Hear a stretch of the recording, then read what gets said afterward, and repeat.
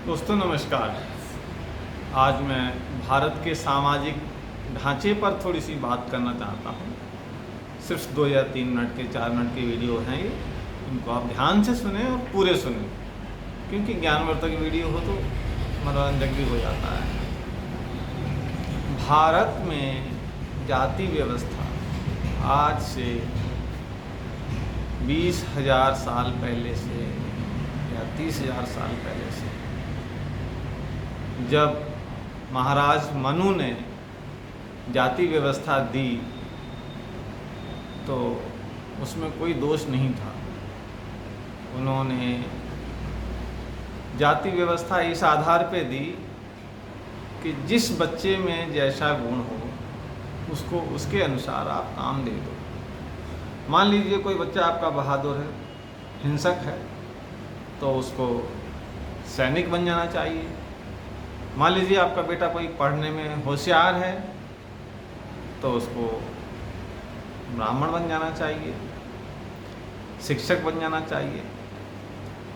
मनु के समय में और उसके बाद हजारों साल तक, लाखों साल तक ब्राह्मण का काम शिक्षा देना था। अब कोई ये कहे कि ब्राह्मण ही विद्वान होते हैं तो ये ठीक नहीं। उसका काम था शिक्षा देना।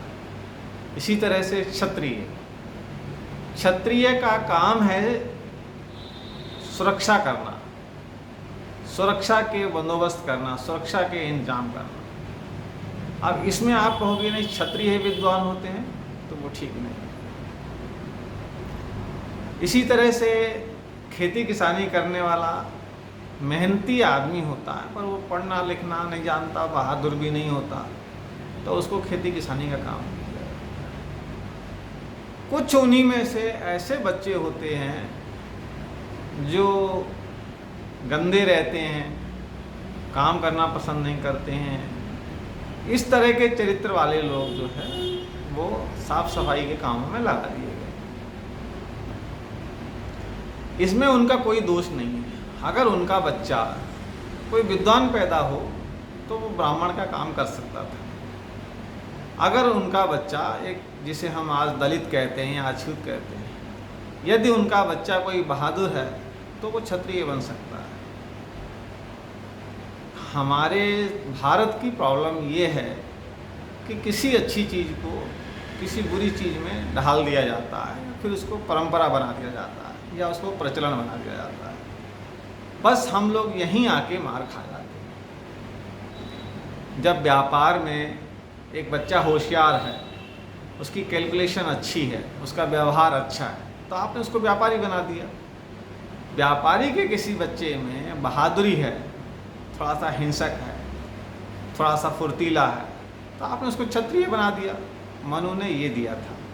मनु ने ये व्यवस्था नहीं दी थी जो आज है। इसी व्यवस्था को श्री कृष्ण जी भगवत गीता में पुनः स्थापित करते हैं और वो कहते हैं गुणों के अनुसार कर्म स्थापित किए जाते हैं, गुणों के अनुसार जातियां होती हैं। कर्म स्थापित करना मतलब कर्म को जातियों में बांट दिया गया है। तो एक पिता के 10 बच्चे हैं, 2 बच्चे हैं, 4 बच्चे हैं, जिसमें पढ़ने लिखने का गुण है वो ब्राह्मण वाला काम कर सकता है। और ब्राह्मण जाति मुख्यतः भिक्षावृत्ति पर आधारित थी, शिक्षा देती थी, त्याग की मूर्ति मानी जाती थी, और वो आज भी सम्मान से देखी जाती है। तब भी इसीलिए सम्मान से देखी जाती थी। क्षत्रिय का काम ही था सुरक्षा करना, सेनाओं में भर्ती होना। तो जो सेना में भर्ती हो गया वो क्षत्रिय कहलाता था। जैसे सरदार हमारे यहाँ सिख बने, प्रत्येक हिंदू परिवार से गुरु गोविंद सिंह ने अपना पहला बच्चा अपनी सेना में भर्ती करने के लिए मांगा।